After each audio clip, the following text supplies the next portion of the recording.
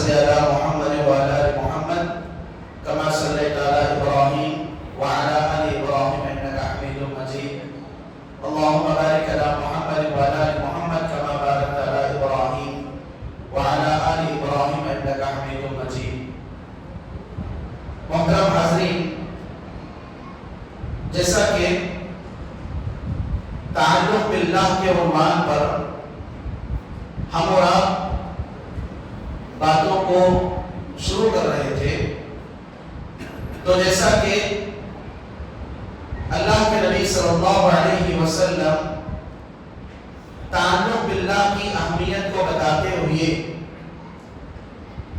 ایک عورت کے واقعے کا ذکر کیے کہ ایک عورت جو جنگ کے میدان میں اپنے بچے کو گم پائی تھی اور اتنی زیادہ غمگین تھی کہ جس کا بھی بچہ مل جاتا فوراً وہ عورت اپنے سینے سے اس بچے کو لگا لیتی اور بعد میں جس کا بچہ ہوتا وہ اپنے ان بچوں کو واپس کر دیتی، اس کے ماں باپ کے حوالے کر دیتی. تھوڑی دیر کے بعد اللہ کے نبی صلی اللہ علیہ وسلم اور صحابہ کہتے ہیں کہ میدان جنگ میں اس کا بچہ مل گیا اور وہ جیسے ہی اپنے بچے کو لے لی تو اس کے بچے کو سینے سے لگا لی اور سینے سے لگا کر فوراً اس بچے سے بوسہ کرنا اور پیار و محبت کرنا شروع کری.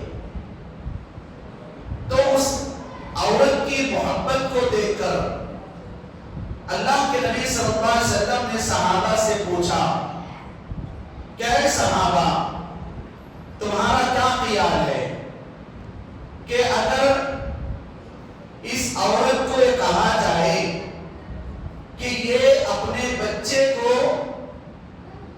انگار کے گلے میں پھینک دے تو کیا وہ عورت اس چیز کو پسند کرے گی؟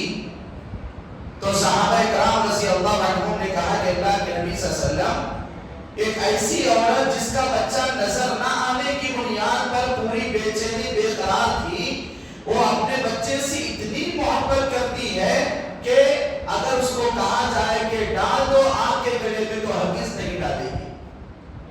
تو اللہ کے نبی صلی اللہ علیہ وسلم نے کہا کہ اسی طرح جس طرح ایک عورت اپنے بچوں سے محبت کرتی ہے، محبت کی بنیاد پر اس کو ذرا برابر بھی تکلیف اور خراش آنے کا موقع نہیں دیتی، تو اللہ تبارک و تعالی اپنے بندوں سے اس سے زیادہ محبت کرنے والا ہے. سبحان اللہ.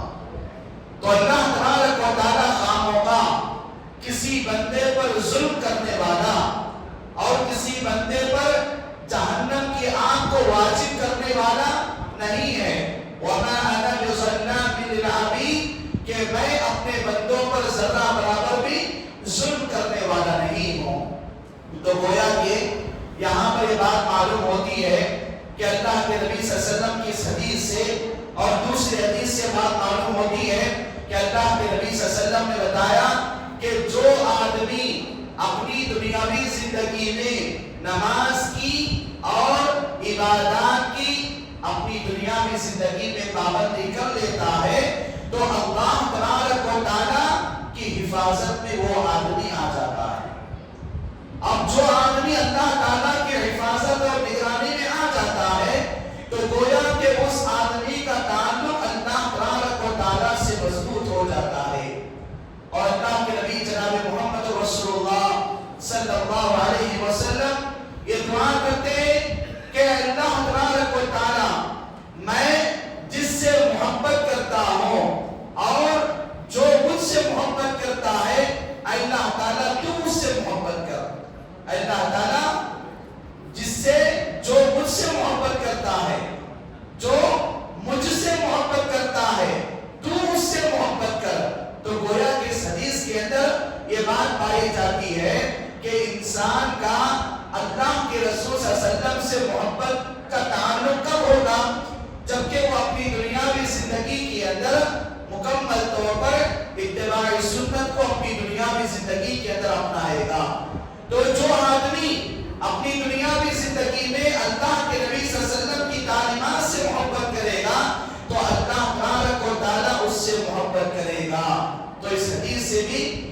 چیز مجھے اور آپ کو معلوم ہوتی ہے وہ یہ کہ میں اور آپ اپنی دنیاوی زندگی میں جہاں تک ہو سکے اللہ کے نبی صلی اللہ علیہ وسلم کو ان سے محبت اور ان کی تعلیمات سے محبت، میری اور آپ کی زندگی کے اندر اللہ تعالیٰ سے محبت کی قربت اور اللہ تعالیٰ کا تقرب اور اللہ تعالیٰ کی نزدیکی میری اور آپ کی زندگی کے اندر حاصل ہو جاتی ہے۔ اور اللہ تبارک و تعالیٰ اپنے بندوں کو قریب کرنے کے لیے بہت سارے ذرائع کو اپنی دنیاوی زندگی کے اندر انسان کو بتا دیا کہ مثال کے طور پر اللہ تعالیٰ سے تقرب، اللہ تعالیٰ سے ایک انسان کو جو قریبی اور تعلق کے جوڑنے کا جو طریقہ اللہ تبارک و تعالیٰ بتایا، رات کے آخری حصے میں اٹھ کر اللہ تبارک و تعالیٰ کی عبادتوں میں سے عبادت کے انجام دینے کے لیے دنیا کے اوقات میں سے اس وقت کو اپنی دنیاوی زندگی میں نکالنا، گویا کہ یہ زندگی میں نکالنا اللہ تبارک و تعالیٰ کا آخری رات میں آسمانی دنیا پر آنا، گویا کہ یہ انسانی زندگی میں اللہ تبارک و تعالیٰ انسان سے اس کے تعلقات کے مضبوط کرنے کے لیے ایک ذریعہ پیدا کیا ہوا ہے۔ اور اسلام کے اندر اللہ تبارک و تعالیٰ اس چیز کی تاکید بتایا آیت پارہ نمبر 26 میں کہ نحن اقرب الیہ من حبل الورید، کہ ہم انسان کے شہرت سے بھی زیادہ قریب ہیں۔ شہرت کس کو کہتے ہیں؟ یہ جو ہمارا گردن حلق کا جو حصہ ہے، یہاں پر ہماری جو موٹی رگ ہے اس کو شہرت کہا جاتا ہے۔ اللہ تبارک و تعالیٰ بتاتا ہے کہ ہم انسان کے اس شہرت سے بھی زیادہ قریب ہیں۔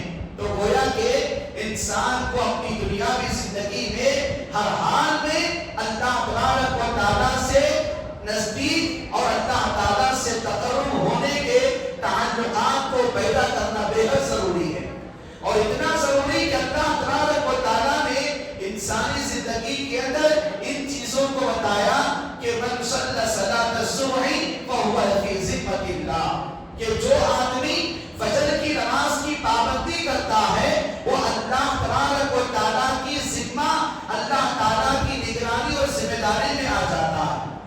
تو گویا کہ یہ تعلق باللہ کا اس اہمیت کی بات کو اللہ تبارک و تعالیٰ اور اللہ کے نبی صلی اللہ علیہ وسلم نے بتا دیا کہ جو آدمی اپنی دنیاوی زندگی میں فجر کی نماز کی پابندی کرے گا وہ اللہ تبارک و تعالیٰ سے اتنا قریب ہو جائے گا کہ اللہ تبارک و تعالیٰ اس سے مکمل طور پر اپنی قربت کو اپنانے کے لیے ہر پریشانی سے، ہر شر سے اللہ تبارک و تعالیٰ اس کی حفاظت کر دیتا ہے۔ یہ کیا ہے؟ دوسری بات جو آپ لوگوں کے سامنے بتائی گئی کہ تعلق باللہ کی اہمیت کیا ہے۔ تعلق باللہ کی اہمیت کے اسلام کے اندر ہے کہ انسان کو بتایا گیا کہ یا عبادی الذین اسرفوا لا تقنطوا من رحمت اللہ، کہ میرے بندو تم اللہ تبارک و تعالیٰ کی رحمت سے کبھی مایوس نہیں ہونا۔ یہ اسلام کا طریقہ بتایا گیا کہ 24 اور 26 پارے کے اندر 25 پارے میں یہ تاکید دی گئی کہ انسان کبھی لا تقنط من رحمت اللہ، اللہ تبارک و تعالیٰ سے کبھی مایوس نہیں ہونا، کیونکہ انسان کی زندگی میں اللہ تبارک و تعالیٰ کی جانب سے جو فیصلے ہونے والے ہوتے ہیں ان فیصلوں میں دیر ہوتی ہے لیکن اندھیر نہیں ہوتی۔ اسی لیے اسلام کا یہ اصول بھی بتایا گیا کہ اگر کسی آدمی کی زندگی میں وہ دعائیں کر رہا ہے لیکن دعائیں اس کی فوراً قبول نہیں ہو رہی ہے تو اس کا یہ مطلب ہے کہ اللہ تبارک و تعالیٰ کا یہ علم ہے، اللہ تعالیٰ یہ جانتا ہے کہ اس کے بندے پر پریزنٹ آنے والی مصیبت بعد میں آنے والی مصیبت سے چھوٹی ہے، بعد میں آنے والی مصیبت بڑی ہے۔ تو اللہ تبارک و تعالیٰ پریزنٹ حالات کو درست اس لیے نہیں کرتا کہ بعد میں آنے والی بڑی بڑی مصیبتوں سے بچانے کے لیے جلد اللہ تبارک و تعالیٰ انسان کی آزمائش کی بنیاد پر اس کی دعا کو قبول نہیں کرتا۔ اگر زندگی کے کسی معاملے میں اللہ تبارک و تعالیٰ میری اور آپ کی کسی دعا کو قبول نہیں کیا ہوتا تو اللہ تبارک و تعالیٰ اس کو آخرت کے دن کے لیے اٹھا کے رکھا ہوا ہوتا ہے. تو یہ کیا ہے؟ تعلق باللہ ہے کہ آدمی کو اپنی دنیا میں زندگی کے اندر اپنے تعلقات کو مضبوط کرے اللہ تبارک و تعالیٰ سے. تو اسلام کا ایک اصول ہے کہ اللہ تبارک و تعالیٰ اور بندے کے درمیان 3 تعلقات ہیں. اللہ اور بندے کے درمیان 3 تعلقات ہیں. پہلا تعلق اللہ اور بندے کے درمیان یہ ہے کہ وہ خالق ہے. وہ خالق ہے، ہم سب مخلوق ہیں. یہ پہلا تعلق ہے کہ اللہ تبارک و تعالیٰ خالق ہے، ہم سب کو پیدا کرنے والا ہے اور ہماری ضروریات کو دنیا کے اندر لانے اور لے جانے والا ہے. تو اللہ تعالیٰ خالق ہے، ہم مخلوق ہیں. یہ اللہ تبارک و تعالیٰ اور بندے کے درمیان کا پہلا تعلق کی صورت ہے. دوسری چیز اللہ تعالیٰ معبود ہے. دوسرا تعلق اللہ معبود ہے اور ہم سب عابد ہیں، عبادت گزار بندے ہیں. ہم جو عبادتیں کریں گے صرف اور صرف اللہ تعالیٰ ہی کے لیے کریں گے. تو گویا کہ بندے اور اللہ کے درمیان کا یہ دوسرا تعلق ہے کہ عبادت اگر کی جائے تو اللہ تبارک و تعالیٰ ہی کے لیے کی جائے اور اللہ تعالیٰ کے علاوہ کسی اور کی عبادت نہیں کی جائے گی. یہ دوسرا تعلق. تیسرا تعلق اللہ تعالیٰ غنی ہے اور ہم سب اللہ کے فقیر ہیں. یہ اللہ اور بندے کے درمیان کا یہ تیسرا تعلقی صورت ہے کہ اللہ تبارک و تعالیٰ جس طرح قرآن کے اندر بتایا کہ اے اللہ تعالیٰ تو غنی ہے، نحن الفقراء، اے اللہ تعالیٰ ہم تیرے در کے فقیر ہیں اور تیری ملکیت سے، تیری قدرت کاملہ سے ہم تمام لوگوں کو پوری کی پوری چیزیں دینے والا تو ہی ہے، تیرے علاوہ کوئی اور دینے والا نہیں ہے. تو یہ انسان کو بتایا جا رہا ہے کہ انسان کی زندگی میں اللہ سے تعلق کے مضبوط کرنے کے لیے چاہے عبادت کے بارے میں ہو، چاہے پیدائش کے بارے میں ہو یا چاہے انسانی زندگی کے معاملات کے بارے میں ہو، ان تمام چیزوں کے اندر کسی نہ کسی ناحیے سے ایک انسان کو اللہ تبارک و تعالیٰ ہی سے مانگنا پڑے گا. عبادت کریں گے اللہ تعالیٰ سے، کوئی چیز ضرورت ہے پوچھیں گے اللہ تعالیٰ سے. اگر کسی چیز کی ضرورت کہ مثال کے طور پر صحت مندی اللہ سے پوچھیں گے، شفایابی اللہ سے پوچھیں گے، بارش اللہ سے پوچھیں گے، اولاد اللہ سے پوچھیں گے، دلوں کے اندر سکون، زندگی کے اندر آرامتی اللہ سے پوچھیں گے. خیر و برکات کے جو ذریعے ہیں ان تمام چیزوں کو میں اور آپ اللہ تعالیٰ ہی سے پوچھیں گے. تو یہ کیا ہے؟ دوسری بات جو میں آپ لوگوں کے سامنے بتانا چاہتا تھا وہ یہ کہ اسلام کے اندر تعلق باللہ کی اتنی بڑی اہمیت ہے کہ ہر انسان سے، دنیا کی ہر مخلوق سے اللہ اور مخلوق کے درمیان یہ 3 طرح کے تعلقات ہیں. ان 3 طرح کے تعلقات پر مجھے اور آپ کو اپنی دنیا کی زندگی کے اندر ہمیشہ جہاں تک ہو سکے ان تعلقات کو، ان کنیکشن اور رشتوں کو ہمیشہ میں اور آپ مضبوط کرنے کی کوشش کریں تعلق باللہ کے موقع پر. اس کے بعد تیسری چیز، انبیاء علیہ السلام اپنی دنیاوی زندگی میں اللہ تبارک و تعالیٰ سے اپنے تعلقات کو کیسے مضبوط کیا. سب سے پہلے اگر ہم بات کریں حضرت آدم علیہ السلام، جن کو ابو الانبیاء اور جن کو پورے کے پورے انسانوں کے باپ کہا جاتا ہے، ابو البشر جن کو کہا جاتا ہے، حضرت آدم علیہ السلام. جب شیطان آیا، ورغلایا اور کہا کہ دونوں تم اس درخت کے پھل کو کھا لو تو کبھی بھی تم کو موت نہیں آئے گی اور تم کیا ہے، ہم فرشتوں کے جیسے بن جائیں گے، ہمیشہ جنت میں تم رہو گے، اللہ تعالیٰ تم کو کبھی بھی جنت سے نہیں نکالے گا. یہ جھوٹے بہانے کر کے حضرت آدم علیہ السلام اور حضرت حوا علیہ السلام کو شیطان ورغلایا. بعد میں اللہ تبارک و تعالیٰ کے اس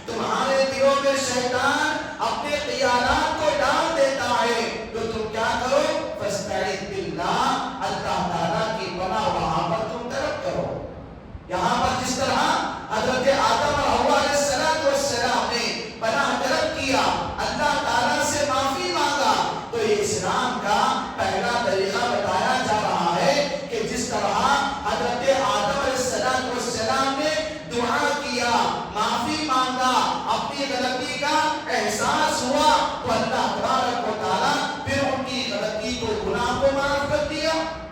تو یہاں پر میری اور آپ کی زندگی کے اندر آدم علیہ السلام کے قصے کے ذریعے یہ بات بتائی جا رہی ہے کہ انسان اپنی دنیاوی زندگی کے اندر انسان کو انسان اس لیے کہا جاتا ہے کہ انسان کے اندر بھولنے کا مادہ ہوتا ہے, غلطی کرنے کا مادہ ہوتا ہے. انسان کو انسان اس لیے کہا جاتا ہے کہ انسان غلطی کرنے والا ہوتا ہے. اسی لیے اگر کوئی آدمی غلطی ہونے کے بعد اپنی غلطی کو غلطی مان کر اپنی غلطی کو غلطی تصور کر لیتا ہے, تسلیم کر لیتا ہے, تو گویا کہ وہ انسان ہے. اور اپنی غلطی پر غلطی کرنے کے بعد غلطی سے معافی نہیں مانگتا تو وہ شیطان کے درجے میں چلے جانے والا ہے. آدم علیہ السلام کا میری اور آپ کی زندگی کے اندر یہ طریقہ اپنانا چاہیے کہ انسان سے غلطی ہو جاتی ہے, جیسے غلطی ہو گئی اللہ تبارک و تعالیٰ سے معافی مانگ کر اپنے تعلق کو اللہ تبارک و تعالیٰ سے مضبوط کرنا ہے. حضرت نوح علیہ السلام جانتے ہیں اور آپ حضرت نوح علیہ السلام جو اپنی دنیا میں زندگی کے اندر 950 سال تک تبلیغ کا کام کیے. حضرت نوح علیہ السلام کے گھر کے 8 افراد ایمان لائے, بس 8 افراد ایمان لائے. ان کے 3 بیٹے اور ان کے 3 بیٹوں کی بیویاں, یعنی آدم علیہ السلام کے 3 بہو.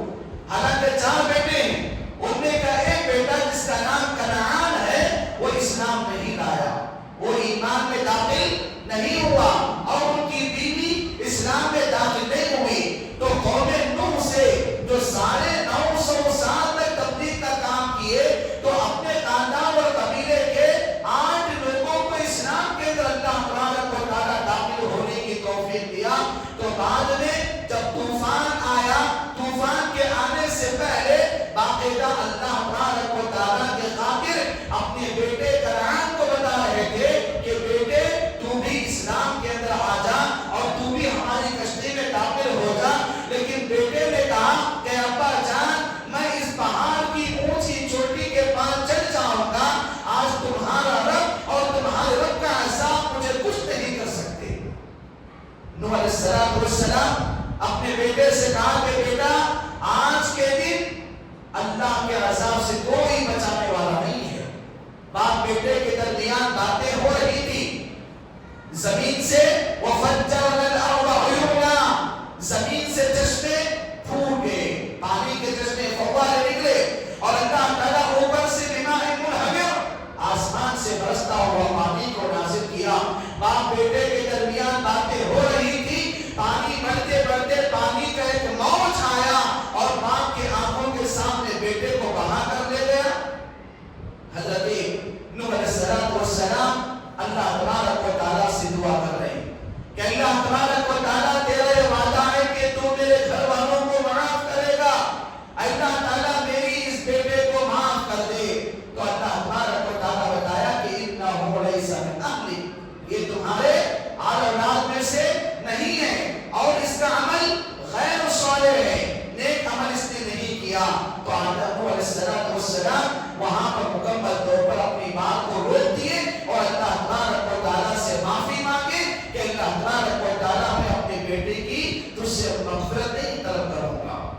بعد میں آدم علیہ السلام اور نوح علیہ السلام ان دونوں کی زندگیوں کو میں اور آپ دیکھیں تو دعاؤں کے ذریعے, صبر کے ذریعے اللہ تبارک و تعالیٰ سے قریبی اختیار کی. حضرت ابراہیم علیہ السلام جن کو ابو الانبیاء کہا جاتا ہے, حضرت ابراہیم علیہ السلام اپنی دنیاوی زندگی کے اندر جتنے امتحانات ان کے اوپر آئے, دیری سے اولاد ہوئی. جو اولاد جن کے گھروں میں دیری سے ہوتی ہے وہ اولاد مکمل طور پر بڑی لاڈ و پیار والی ہوتی ہے, لیکن امتحان ایسا ہوا کہ اپنی بیوی اور بچے کو لے جا کر وادی غیر ذی زرع مکے کے علاقے میں چھوڑ کر آئیے. پھر حکم ہوا کہ اپنی اولاد کو اللہ کے نام پر ذبح کر دیجیے. آپ نے بتایا گیا تو حضرت ابراہیم علیہ السلام کی जिंदगी आजमाइश और सबर इन दोनों को लेकर हमेशा इब्राहिम अलैहिस्सलाम चलते रहे।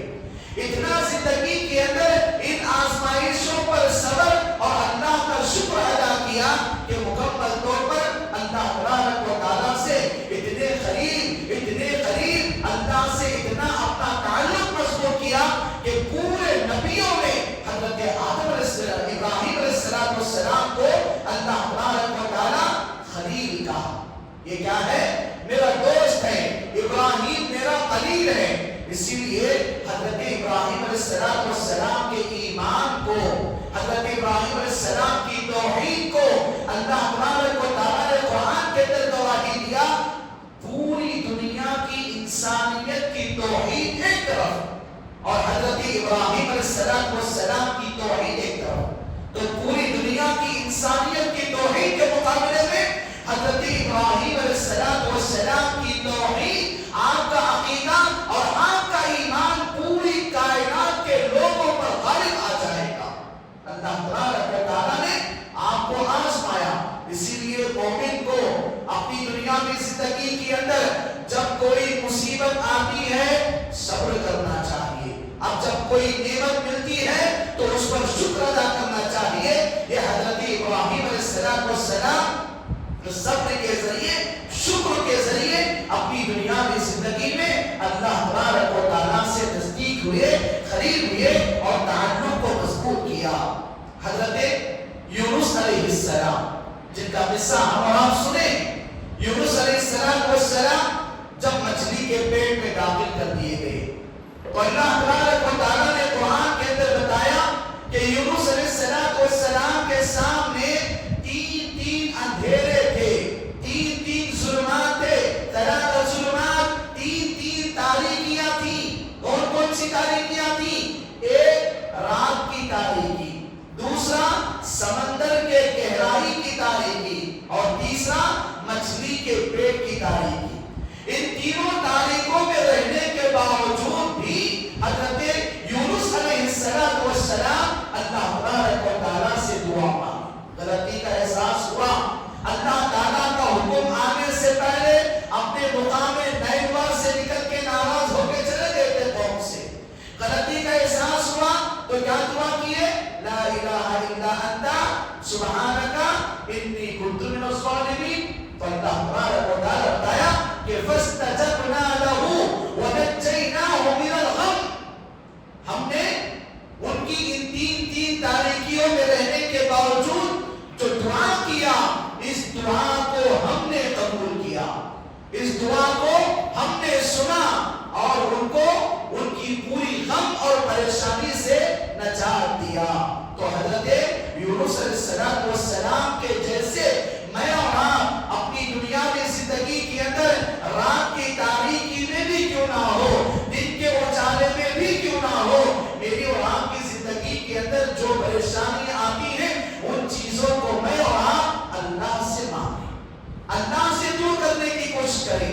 ये ताल्लुकात मेरी और आपकी जिंदगी के अंदर इतनी जरूरी है अल्लाह तबारक व तआला से कि मेरे और आपकी जिंदगी के अंदर इन ताल्लुकात की बुनियाद पर मेरी और आपकी परेशानियों को, मुसीबतों को, कर्जों को, बीमारियों को, आजमाइशों को, इन तमाम चीजों को दूर करने वाला अल्लाह है। अल्लाह के अलावा कोई माबूद बरहक या कोई माबूद बातिल नहीं जो इंसान की इन तकालीफ और परेशानियों को दूर करने वाला हो। इसीलिए भाइयों, मेरी और आपकी जिंदगी के अंदर मैं और आप अंबिया अलैहिमुस्सलाम की तरह जिंदगी में मुकम्मल तौर पर ताल्लुकात को कायम करें, अपनी इबादतों के जरिए, दुआओं के जरिए, शुक्रगुजारी के जरिए और सब्र के जरिए। हजरत मूसा अलैहिस्सलाम कौन नहीं जानते, हजरत मूसा अलैहिस्सलाम को जितनी तकलीफें हुई दुनिया के अंदर, यकीनन हजरत मूसा अलैहिस्सलाम का पैदा होना ही एक बड़ी आजमाइश थी, जिनके पैदा होने से पहले फिरौन बनी इस्राइल के तकरीबन 5000 से ज्यादा लड़कों को कत्ल किया था अपनी हुकूमत के हिफाजत के खातिर। लेकिन आपकी पैदाइश ऐसे हालात में हुई, अल्लाह ने हिफाजत किया।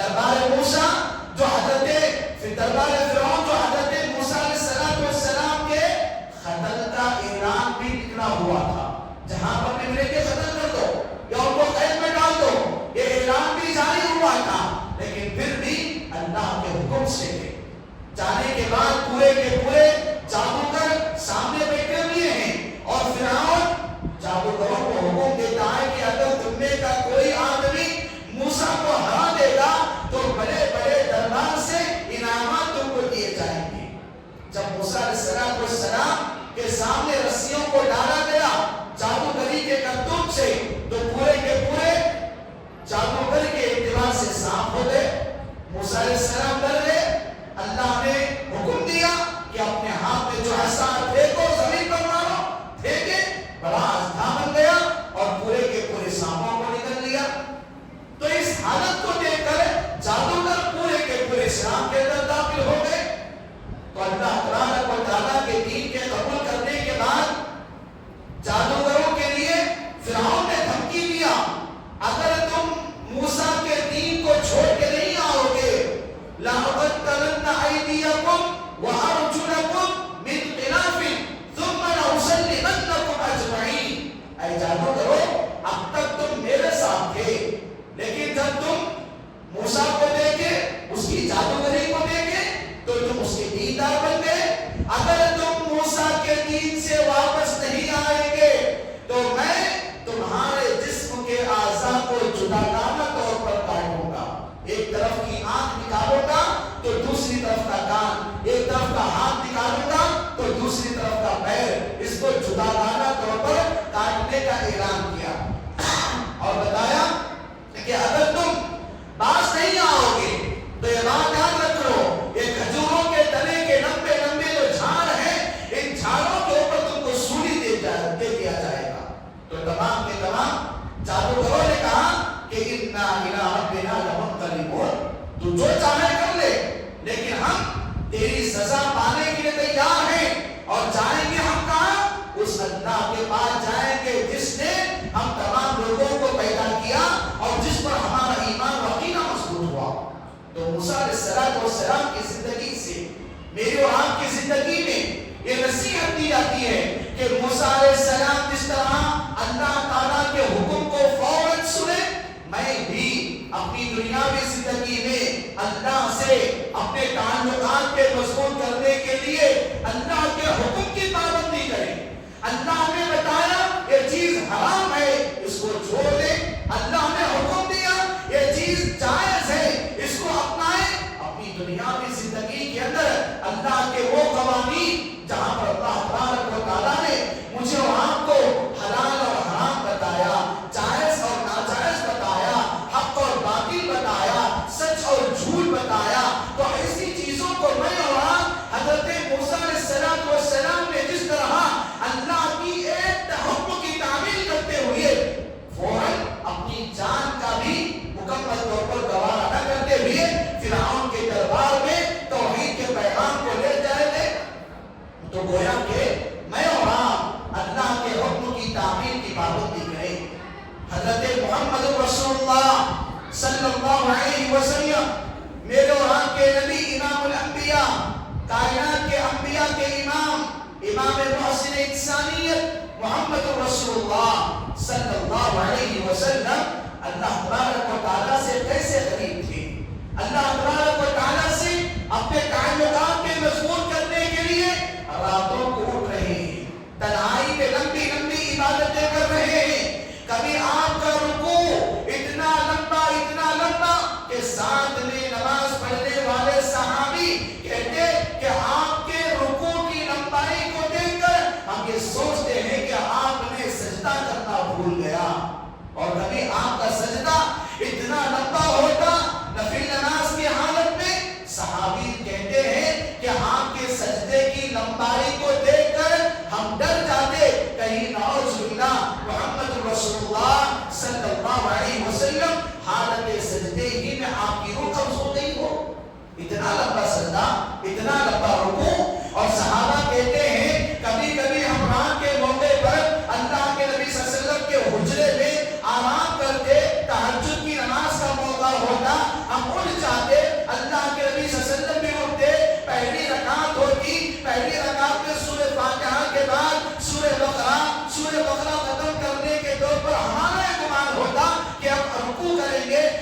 سورہ بقرہ کے ختم کے بعد پھر سورہ آل عمران ختم کر کے رکوع کرنے کا ہمارا گمان ہوتا، لیکن سورہ آل عمران کے بعد پھر سورہ نساء کا آغاز ہو جاتا۔ ایک ایک رکعت کی اتنی لمبائی کا قیام اللہ کے نبی صلی اللہ علیہ وسلم کر کے اپنی دنیاوی زندگی کے اندر اپنے رکوع کے ذریعے، اپنے قیام کے ذریعے، اپنے سجدوں کے ذریعے اللہ تبارک و تعالیٰ سے قریبی کو اختیار کیا۔ اسی موقع پر محمد رسول اللہ صلی اللہ علیہ وسلم کا یہ اللہ تعالیٰ سے اتنا قریب ہونا تو گویا کہ آپ کے اندر اللہ تبارک و تعالیٰ روحانی طاقت کو بڑھا دیا تھا اور آپ کی ایمانی کیفیات کو بڑھا دیا تھا۔ آپ کے صحابہ جب آپ کے طریقے پر عمل کیے تو اللہ تبارک و تعالیٰ سے تعلق کی بنیاد پر، اللہ سے تعلق کی بنیاد پر 313 صحابہ 1000 لشکر اسلام کے سامنے غالب آ گئے۔ 3000 صحابہ 10,000 لشکر دشمنان اسلام کے سامنے غالب آ گئے اور 10,000 صحابہ 2 لاکھ دشمنان اسلام کے لشکر کے سامنے غالب آ گئے۔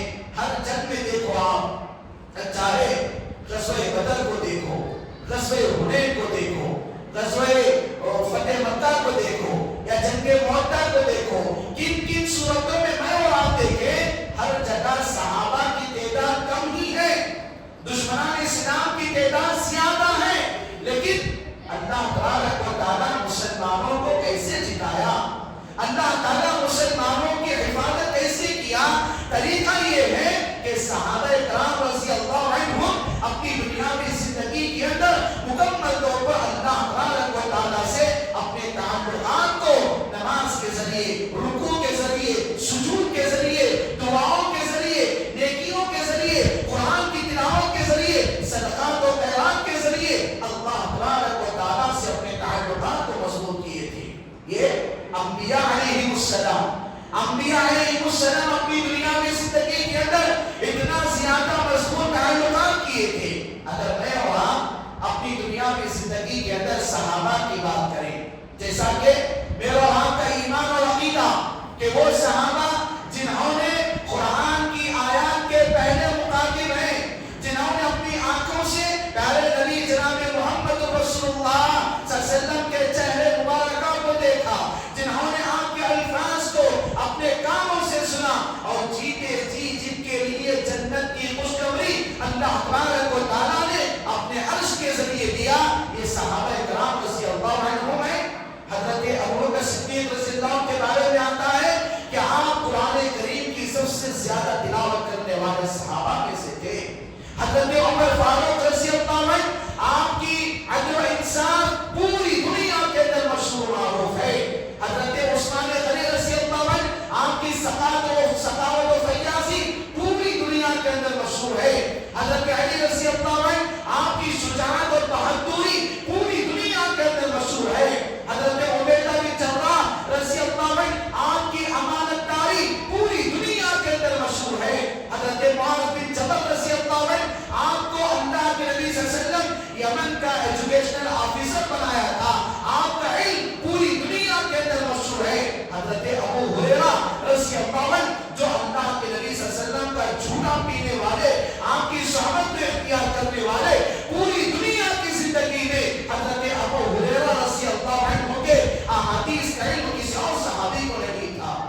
تو ایسے صحابہ جنہوں نے کبھی اپنی دنیاوی زندگی کے اندر اللہ سے اپنے آپ کو خرید کیا، اللہ سے اپنے تعلقات کو مضبوط کیا، اتنا مضبوط کیا کہ کبھی قرآن کی تعلیم کے ذریعے، کبھی آپ اپنے اخلاق کے ذریعے، کبھی عدل و انصاف کے ذریعے، اور کبھی معاملات میں سدھار کے ذریعے، اور کبھی راتوں میں تہجد کی نماز کے ذریعے اپنی دنیاوی زندگی کے اندر اپنے کیریکٹر کو، اپنی تہذیب و تمدن کو، اپنے اسلامی کلچر کو فالو ہوتے ہوئے پوری دنیا کے اندر یہ صحابہ اپنی دنیاوی زندگی ہی میں اللہ تبارک و تعالیٰ سے اپنے تعلقات کو مضبوط کیا، اور اتنا مضبوط کیا کہ اللہ تبارک و تعالیٰ ان تمام لوگوں صحابہ کے لیے سرٹیفکیٹ دے دیا کہ رضی اللہ عنہم ورضوا عنہ ذالک لمن خشی ربہ، یہ وہ ہیں جن کے عمل سے اللہ راضی ہو گیا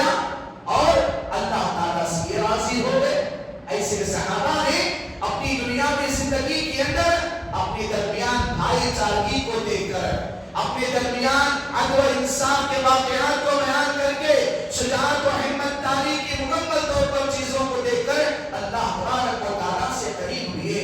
میرے بھائیوں، آج انہی صحابہ اور انبیاء علیہ السلام و رضی اللہ عنہم کی سیرت کو دیکھ کر میری اور آپ کی زندگی میں بھی اللہ تبارک و تعالیٰ سے اپنے تعلقات کے مضبوط کرنے کی دعوت آج کے موجودہ حالات میری اور آپ کی زندگی کے اندر دیتی ہیں۔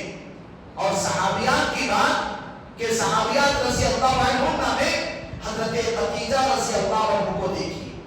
حضرت خدیجہ رضی اللہ عنہ اپنی دنیاوی زندگی میں اپنے شوہر کی خدمت کر کے اللہ تبارک و تعالیٰ سے اتنا زیادہ قربت اور تعلق کو اختیار کیا جن کے لیے اللہ تبارک و تعالیٰ اور حضرت جبرائیل علیہ السلام کا سلام آتا تھا۔ اپنے تعلقات، اپنے شوہر کی خدمت کر کے جب اللہ کے نبی صلی اللہ علیہ وسلم کے لیے اللہ تبارک و تعالیٰ پہلے وحی کو نازل کیا، آپ ڈر کر گھر میں آ گئے تو شوہر کو تسلی دیا۔ اللہ کے نبی صلی اللہ علیہ وسلم نے کہا کہ میں ایسے ایسے حالات، واقعات اور خوابوں کو دیکھ رہا ہوں کہ مجھے ڈر ہے کہ کہیں میں برباد نہ ہو جاؤں۔ تو اپنے شوہر کو تسلی دیا اور بتایا کہ اللہ تبارک و تعالیٰ آپ کو کبھی ضائع نہیں کرے گا، ضائع نہیں کرے گا، کیونکہ آپ غریبوں کا بوجھ اٹھاتے ہیں، بے سہاروں کا سہارا بنتے ہیں، کمزوروں کا خیال رکھتے ہیں، مسافروں کا خیال کرتے ہیں، راہ پر چلنے والوں کا خیال کرتے ہیں اور مکمل طور پر مسافروں کے بوجھ اٹھانے والے ہیں۔ اے اللہ کے نبی، آپ کو اللہ تعالیٰ کبھی ضائع نہیں کرے گا۔ آپ نے حضرت خدیجہ رضی اللہ عنہا نے اللہ کے نبی صلی اللہ علیہ وسلم کی مکمل طور پر آپ کی اتنی خدمت گزار بن گئی کہ ایک شوہر کی خدمت کی بنیاد پر اللہ تبارک و تعالیٰ سے آپ اتنے قریب ہو گئے کہ باقاعدہ آپ کو جنت میں داخلے کا دنیا کے اندر اعلان کروایا گیا۔ حضرت عائشہ رضی اللہ عنہا کون نہیں جانتے، جو صحابیات میں سب سے زیادہ فقیہہ، محدثہ، حافظہ اور احادیث کو بیان کرنے والی صحابیہ، جن کی زندگی کے اندر اللہ تبارک و تعالیٰ نے اولاد نہیں دیا تھا۔ حضرت عائشہ رضی اللہ عنہا کو اولاد نہیں دی، لیکن دنیا کے اندر ان عورتوں کے لیے سبب ہے کہ اپنی دنیا میں زندگی کے اندر اولاد نہیں ہوئی، کوئی بات نہیں، لیکن صبر کی بنیاد پر علم دین کی ایسی ایسی خدمات کی ہے جن کے لیے بھی اللہ تبارک و تعالیٰ اور حضرت جبرائیل علیہ السلام کا سلام آیا۔ اور ایسے صحابی حضرت عائشہ رضی اللہ عنہ صحابیہ جن کی مثال علم کی بنیاد پر پوری دنیا کے اندر محدثین بیان کرتے ہیں، اور حضرت فاطمہ رضی اللہ عنہ جن کے لیے باقاعدہ جنت کی سردار عورتوں کا لقب دیا گیا ہے۔ اتنی فاطمہ رضی اللہ عنہ جو اپنی دنیا میں زندگی کے اندر اپنے عبادات میں، اپنے پورے کے پورے عقائد میں، ایمانیات میں اللہ تبارک و تعالیٰ سے اتنا اپنے تعلقات کو مضبوط کرتی کہ مکمل طور پر اپنی دنیا میں زندگی کے اندر لوگوں کو ہمیشہ سچائی کا، اچھائی کا، انصاف کا پیغام اپنی دنیا میں زندگی کے اندر دے کر جاتی۔ تو گویا کہ میری اور آپ کی زندگی کے اندر انبیاء کے ساتھ ساتھ صحابہ، صحابہ کے ساتھ ساتھ صحابیات اپنی دنیا میں زندگی کے اندر صبر کے ذریعے، شکر کے ذریعے اللہ تبارک و تعالیٰ سے اپنے مکمل طور پر خدمات کو مکمل طور پر قریب کیے تھے۔ حضرت ام سلیم رضی اللہ عنہ کون نہیں جانتا، ان کی قربانی آج کے زمانے کی عورتوں کے لیے بڑی نصیحت ہے کہ انہوں نے صبر کا وہ مثال اپنی دنیا میں زندگی کے اندر اپنایا کہ جن کے صبر کی وجہ سے اللہ تبارک و تعالیٰ ان کے اس عمل کے کامیاب ہوا، اور محمد رسول اللہ صلی اللہ علیہ وسلم نے ان کی آل اولاد کے لیے برکتوں کی دعا کیا۔ ہوا یہ تھا حضرت ام سلیم رضی اللہ عنہ کے شوہر کا انتقال ہو گیا تھا۔ حضرت ابو طلحہ رضی اللہ عنہ ابھی اسلام نہیں لائے تھے۔ حضرت ام سلیم رضی اللہ عنہ سے اسلام کا پیغام بھیجتے ہیں۔ پیغام کے بھیجنے کے بعد حضرت ام سلیم رضی اللہ عنہ کہتی ہیں آپ غیر مسلم ہیں، میں مسلمان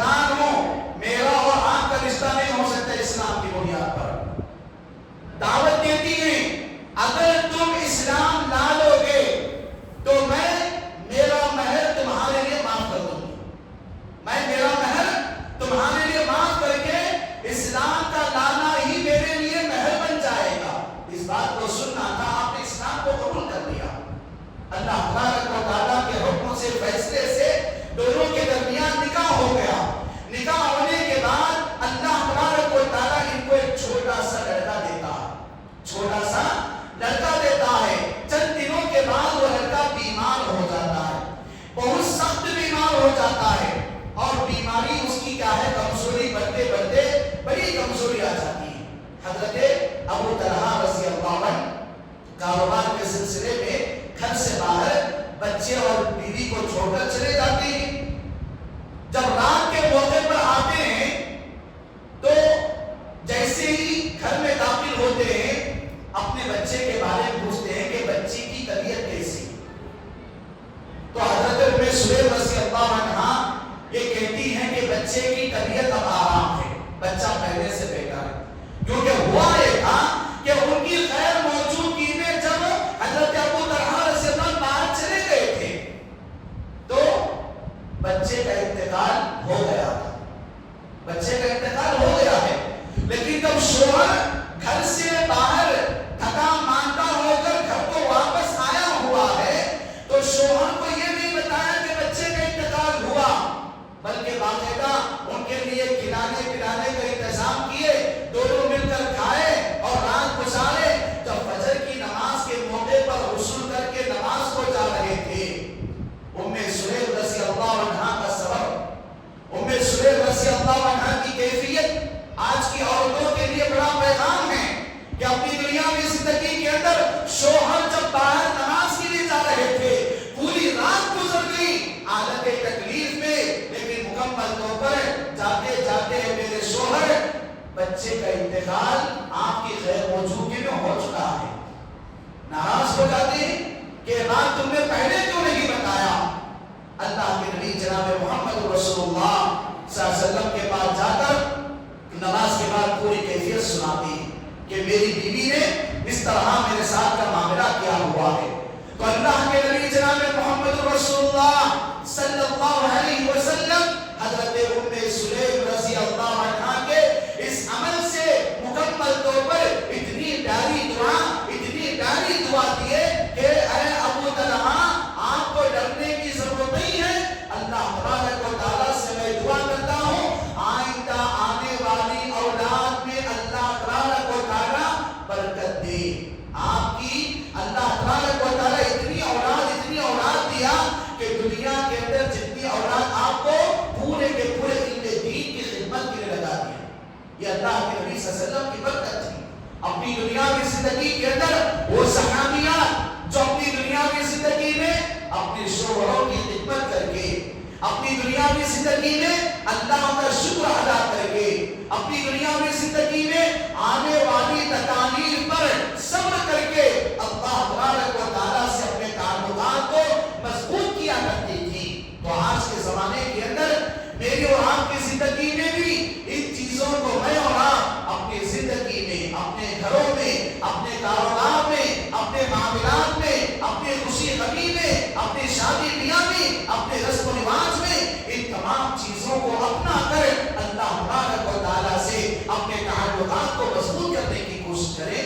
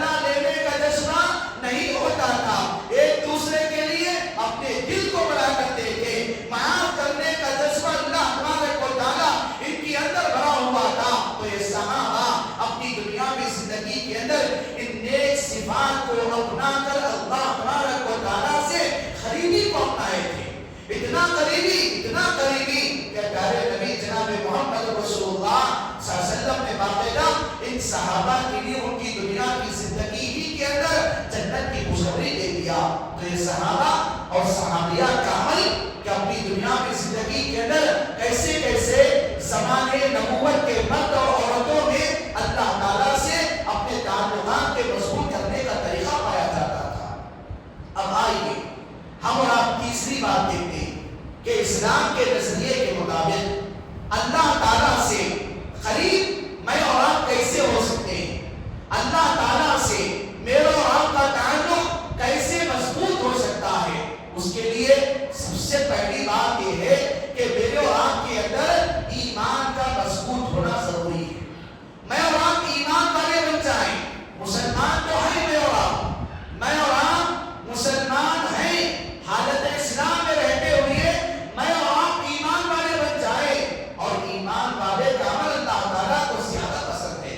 اس قرآن کے اندر اللہ تعالیٰ ہر جگہ یا ایھا الذین آمنوا کہا کہ اے ایمان والو یہ کام کرو یہ کام کرو یہ کام کرو. مطلب ایمان والوں کے اندر اللہ تبارک و تعالیٰ کے کام کے انجام دینے کی صفت ہوتی ہے. اللہ کے بات کو فوراً مان لیتے ہیں. یا ایھا الذین آمنوا ادخلوا فی السلم کافۃ ولا تتبعوا خطوات الشیطان انہ لکم عدو مبین. اے ایمان والو تم اسلام کے اندر پورے کے پورے داخل ہو جاؤ. پورے کے پورے داخل ہو جاؤ. آدھے مسلمان آدھے غیر مسلم والے عمل نہیں. پورے کے پورے اسلام میں آ جاؤ اور شیطان کے راستے پر چلنے سے بچو کیونکہ شیطان انسان کا بڑا دشمن ہے. اسی لیے میرے بھائیو ایک پہلا جو ذریعہ اسلام کے اندر بتایا گیا ہے کہ میں اور آپ اللہ سے اپنے تعلقات کو جوڑے اپنے ایمان کو مضبوط کر کے. دوسرا ذریعہ میں اور آپ اللہ سے اپنے تعلقات کو جوڑنے کے لیے اسلام کے ارکان پر چلنے کی کوشش کریں. اسلام کے ارکان 5 ہیں. نماز کلمہ پڑھنا, نماز پڑھنا, روزہ رکھنا, زکات دینا, حج کرنا. یہ 5 کا ہے اسلام کے ارکان ہیں. ان 5 ارکان کی بنیاد پر میں اور آپ اپنی دنیا کی زندگی کے اندر لازم پکڑیں. جب تک میں اور آپ ان 5 ارکان میں سے اگر ایک رکن کو بھی چھوڑ دیں گے تو میرا اور آپ کا مسلمان ہونا دنیا کے اندر یقینی نہیں ہے. اسی لیے میں اور آپ اسلام کی 5 بنیادوں پر چلے اور اسلام کی ارکان پر مکمل طور پر اپنی دنیا کی زندگی کے اندر اپنا کر اللہ تعالیٰ سے قریب ہوں. تیسرا طریقہ کہ میں اور آپ اپنی دنیا کی زندگی میں اللہ تبارک و تعالیٰ سے اپنے تعلقات کے مضبوطی کے لیے ارکان ایمان کو اپنائیں. اللہ پر ایمان, اس کے رسولوں پر, اس کے فرشتوں پر, اس کی کتابوں پر, آخرت کے دن پر, تقدیر کے اچھے اور برے پر. ان چیزوں پر میں اور آپ ان 6 چیزوں پر ایمان لائیں. ان 6 چیزوں کے مطابق میں اور آپ دنیا کی زندگی میں زندگی کو اپنا کر اللہ تبارک و تعالیٰ سے اپنے تعلقات کو مضبوط کریں. میں اور آپ اپنی دنیا کی زندگی میں اللہ تعالیٰ سے اپنے تعلقات کے مضبوط کرنے کے لیے ہمیشہ استغفار طلب کریں. اللہ سے معافی مانگتے رہیں. حضرت داؤد علیہ السلام کے بارے میں اللہ تبارک و تعالیٰ بتایا کہ یہ میرا بندہ بڑا شکر گزار بندہ ہے اور بڑا معافی مانگنے والا بندہ ہے. حضرت ایوب علیہ السلام کو اللہ تبارک و تعالیٰ 18 سال تک بیمار رکھا لیکن اس بیماری پر بھی آپ نے صبر کیا, استغفار کو طلب کیا. تو اللہ کے نبی صلی اللہ علیہ وسلم بھی باقی اپنی دنیا میں زندگی کے اندر ایک دن میں 100 مرتبہ اللہ تبارک و تعالیٰ سے استغفار طلب کرتے, اللہ سے معافی مانگتے. صحابہ نے پوچھا اے اللہ کے نبی صلی اللہ علیہ وسلم اللہ تبارک و تعالیٰ نے آپ کے اگلے اور پچھلے تمام گناہوں کو معاف کر دیا ہے لیکن آپ استغفار اتنی کثرت کے ساتھ کیوں کر رہے ہو؟ تو اللہ کے نبی صلی اللہ علیہ وسلم نے کہا افلا اکون عبدا شکورا, کیا میں اللہ تبارک و تعالیٰ کا شکر گزار بندہ نہ بن جاؤں؟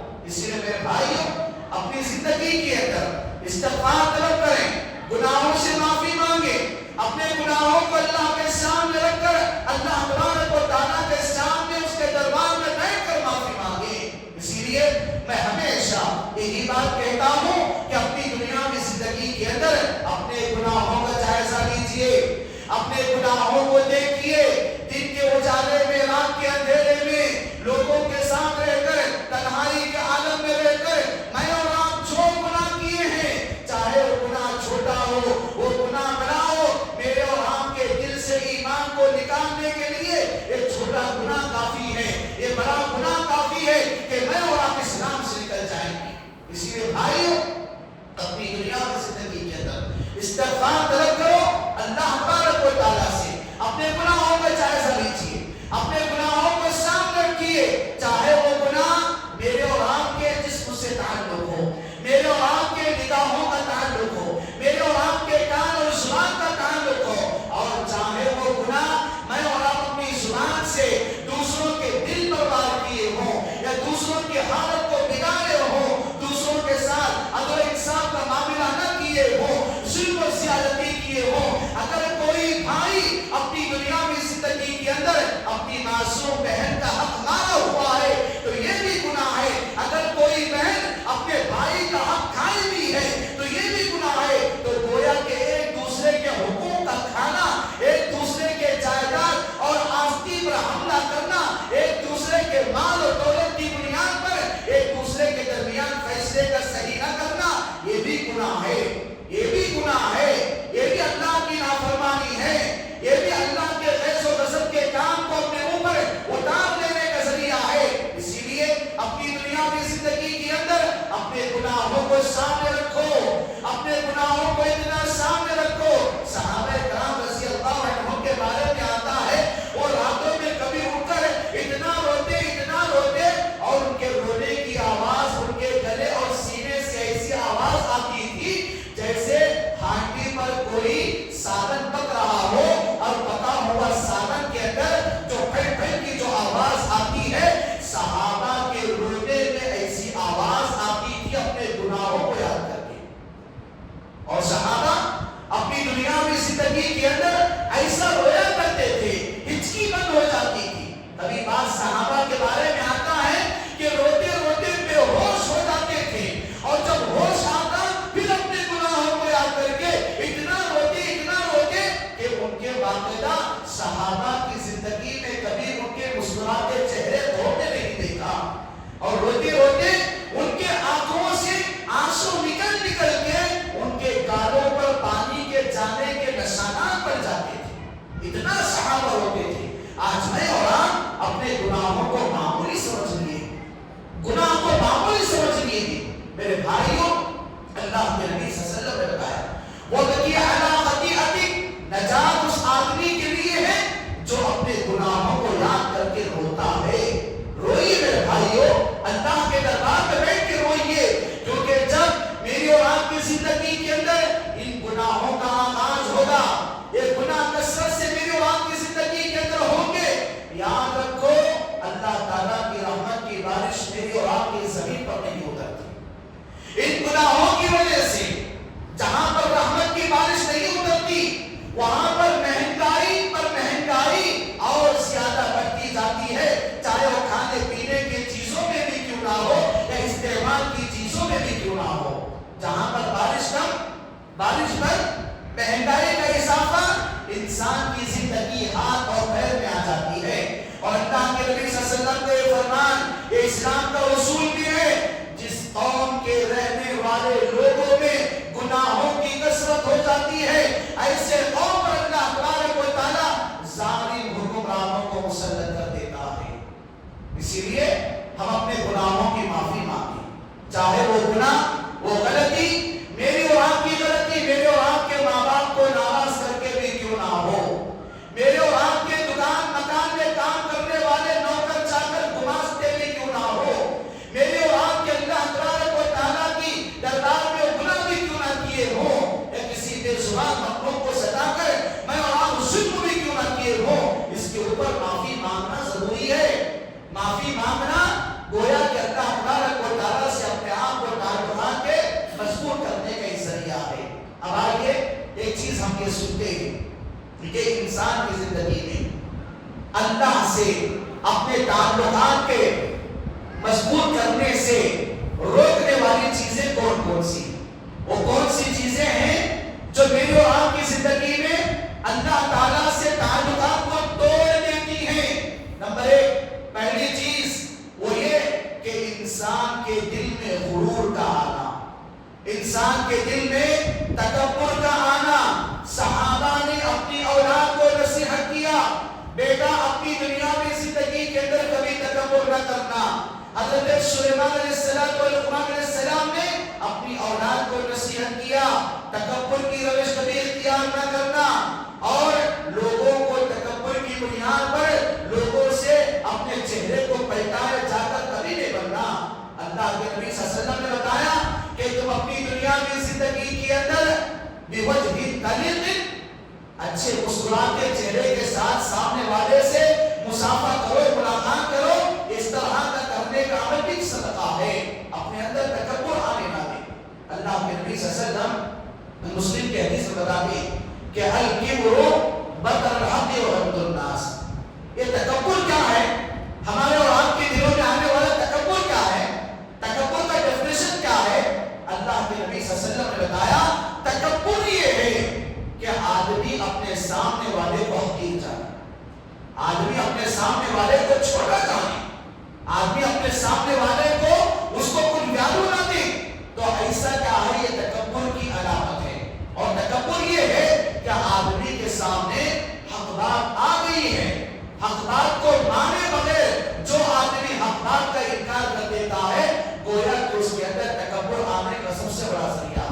اسی لیے جب تکبر آ جاتا ہے تو بغت نمرود کے اندر تکبر آیا تو اللہ سے دعا نہیں کی، فرعون کے اندر تکبر آیا تو اللہ تعالیٰ اس کے ایمان کو قبول نہیں کیا، ابو جہل، ابو لہب، عتبہ، شیبہ، ربیعہ، ان لوگوں کے اندر تکبر آیا تو اللہ تعالیٰ نے ان کو ہدایت سے دور کر دیا۔ ان کی موتیں میری اور آپ کی زندگی کے اندر بڑی بڑی اہم نشانیاں بتاتی ہیں۔ ابو لہب جس نے اللہ کے نبی صلی اللہ علیہ وسلم کو تکبر کی بنیاد پر بد دعا کیا، تبا لک یا محمد صلی اللہ علیہ وسلم، اے محمد صلی اللہ علیہ وسلم تمہارے اوپر ہلاکت ہو، تو اللہ کے نبی صلی اللہ علیہ وسلم کے حق میں یہ دی جانے والی بد دعا اللہ تعالیٰ اس کے لیے واپس بیٹھا دیا۔ سورہ لہب کی تفسیر میں آپ پڑھیے، اللہ تبارک و تعالیٰ مفسرین بیان فرماتے ہیں ابو لہب کو تکبر کی بنیاد پر انکار کرنے کی وجہ سے دنیا کی بڑی بڑی بیماریاں اللہ تعالیٰ اس کو مسلط کیا، اتنی بڑی بیماریاں مسلط کر دیا کہ بذات خود اس کی بیوی اور اس کی اولاد اس کے قریب نہیں گئے۔ جب وہ بڑا ہوا تھا، بستر مرگ پر بڑا ہوا تھا، حالات سے لڑ رہا تھا، موت و حیات کے درمیان کے حالات سے، تو جب اس کا انتقال ہو جاتا ہے اس کے جسم سے اتنی بدبو پھیل جاتی ہے جس کی وجہ سے کوئی قریب جانا پسند نہیں کرتا، یہاں تک کہ اس کو قریب جا کر دفنانا بھی کوئی پسند نہیں کرتا۔ آخرکار اللہ تبارک و تعالیٰ اس کی موت کو، اس کی لاش کو میری اور آپ کی زندگی کے لیے عبرت بنا دیا کہ تکبر میں بنا، انانیت، میرا چلنا، میرا سننا، میرا کہاں ماننا، یا میں مجھ سے بڑا کوئی نہیں، اس تکبر کا علاج اللہ تبارک و تعالیٰ نے ابو لہب کی موت کے سامنے بتایا۔ اس کی لاش کو نہیں دفنایا گیا، تفسیر میں بتایا جاتا ہے کہ پورے کے پورے گاؤں کے لوگ، پورے کے پورے اس کے جو پلنگ پر بڑا ہوا تھا، مرا ہوا تھا، اس کی باڈی تھی کھاٹ کے اوپر، پورے کے پورے اطراف میں دور دور کے ڈر کر دور دور سے جائے لوگ اپنے ہاتھوں سے پتھر لگائے، سب لوگ پتھر لگائے، پتھروں کے ذریعے اس کے جسم کو مار مار کر اس کے جسم کو دفنایا گیا۔ یہ تکبر کا انجام ہے، وہ تکبر کا انجام جو قارون اپنا خزانہ کچھ نہیں کر سکا، حامان اپنی نوکری کو پا نہیں سکا، فرعون اپنی سلطنت کو پا نہیں سکا۔ ایسا تکبر انسان کو اللہ سے اپنا رشتہ جوڑنے سے دور کر دیتی ہے۔ لہٰذا میرے بھائیوں، یہ پہلی چیز ہے جو اپنی دنیا میں زندگی کے اندر تکبر سے دوری اختیار کریں۔ ہمیشہ اپنے دلوں کو نرم کریں، اپنے آپ کو نرم کریں، عفو و ترمزر سے کام لیں، معاف کرنا سیکھیں، دل بڑا رکھنا سیکھیں، اپنے دل کو، اپنے ذہن کو ہمیشہ بڑا سوچیں۔ اللہ تعالیٰ کی بڑی بڑی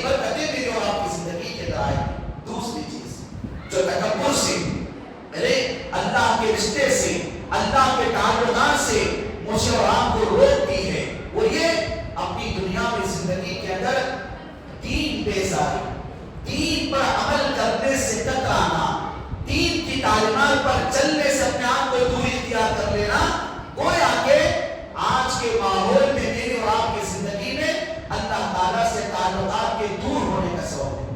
مثال کے طور پر آج کا ہمارا زمانہ کھڑے ہو کر کھانا پینا فیشن ہے، اپنے لیفٹ ہینڈ سے کھانا پینا فیشن ہے، اپنے ماں باپ کو اولڈ ایج ہو کے رکھنا فیشن ہے، اپنے گھروں کو لون کی بنیاد پر لینا فیشن ہے، اپنے گاڑی کو لون اور انشورنس کے بنیاد پر لینا کرنا ایک فیشن ہے۔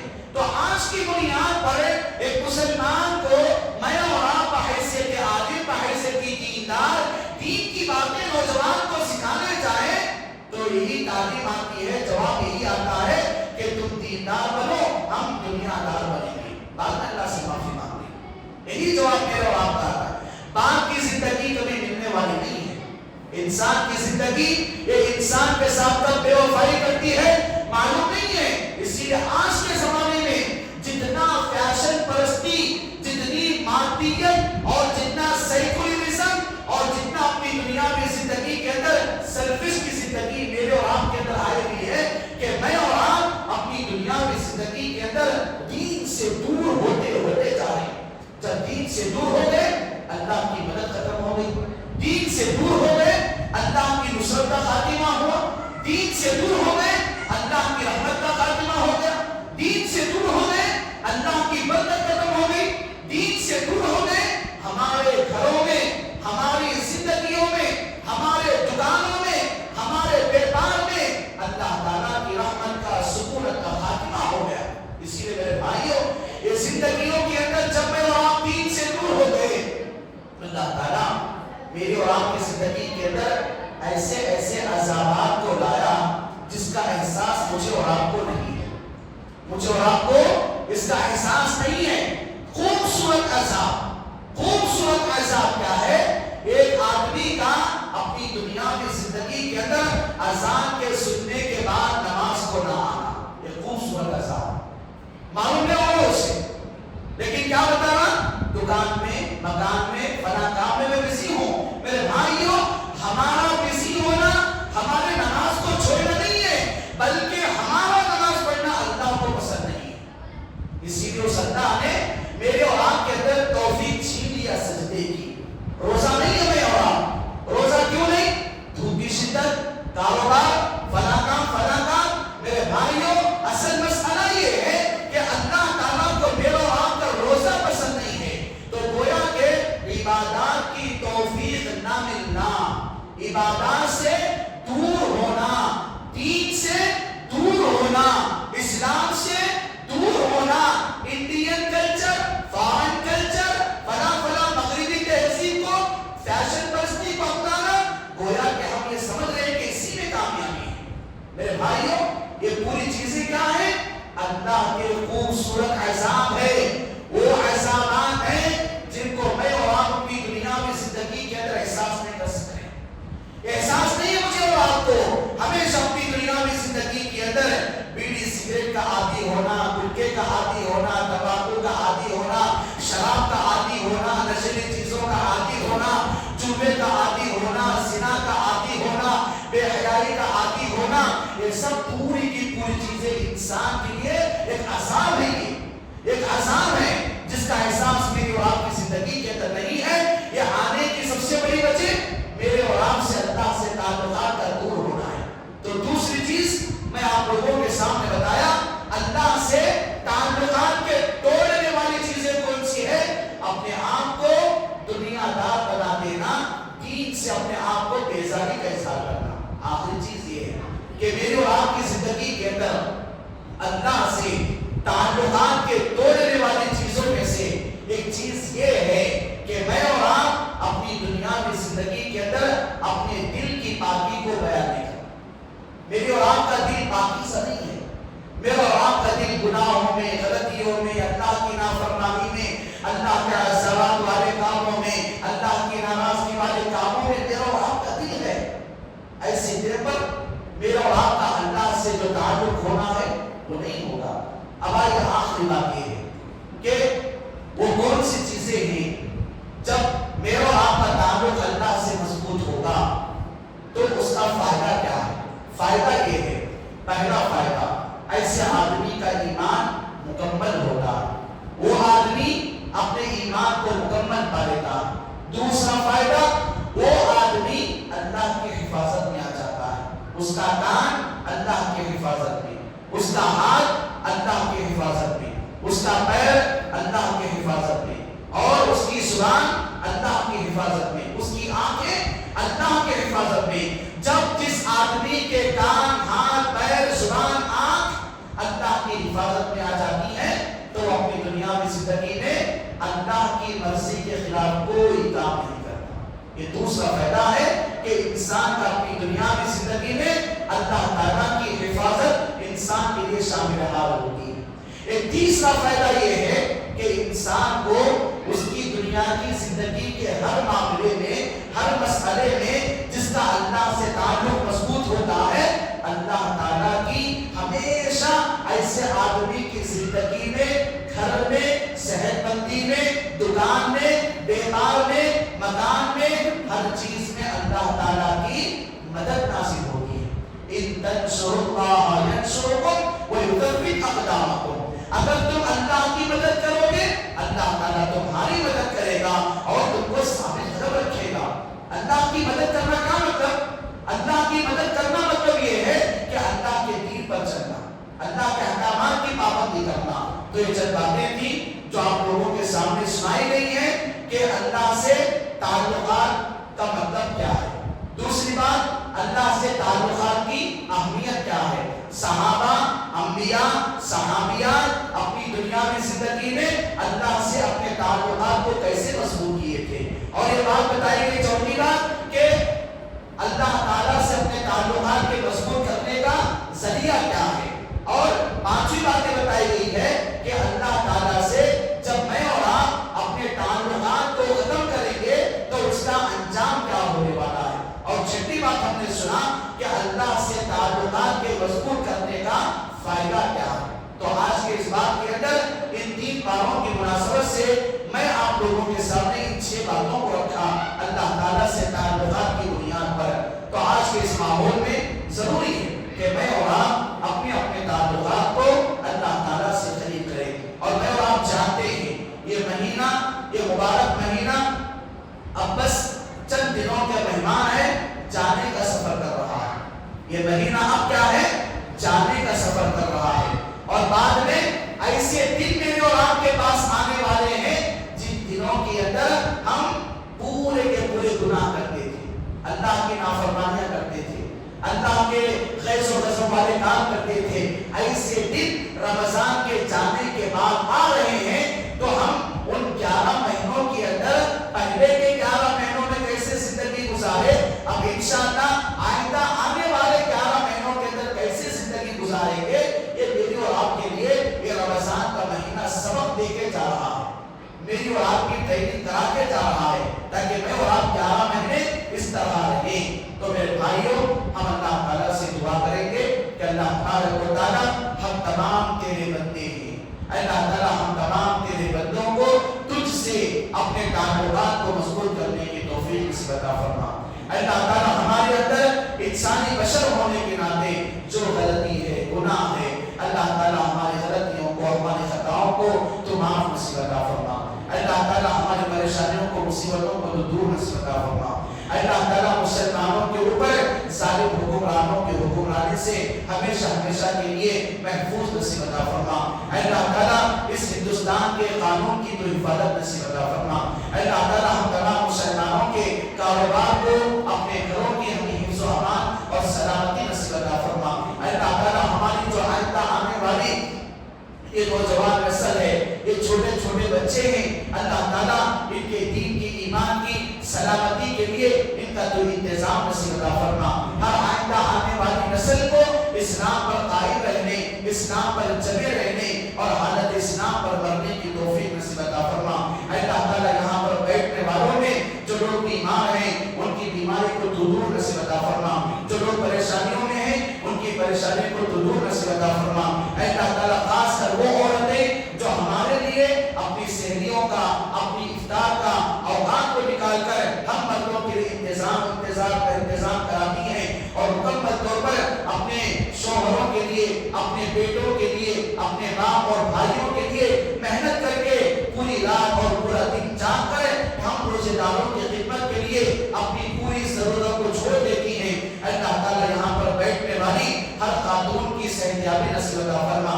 ہر خاتون کے گھر میں اس کی جو پریشانی ہے، مصیبت ہے، قرض ہے، بیماری ہے، اللہ تعالیٰ ہر خاتون کی پریشانی، مصیبت، قرض اور بیماری کو آسانی کے ساتھ دور نصیب عطا فرما۔ اللہ تعالیٰ ہمارے خواتین کو خدیجہ جیسی اور عائشہ جیسی بننے کی توفیق نصیب عطا فرما، اور ہمارے نوجوانوں کو اللہ تعالیٰ صدیق اکبر اور فاروق اعظم جیسا بننے کی توفیق نصیب عطا فرما۔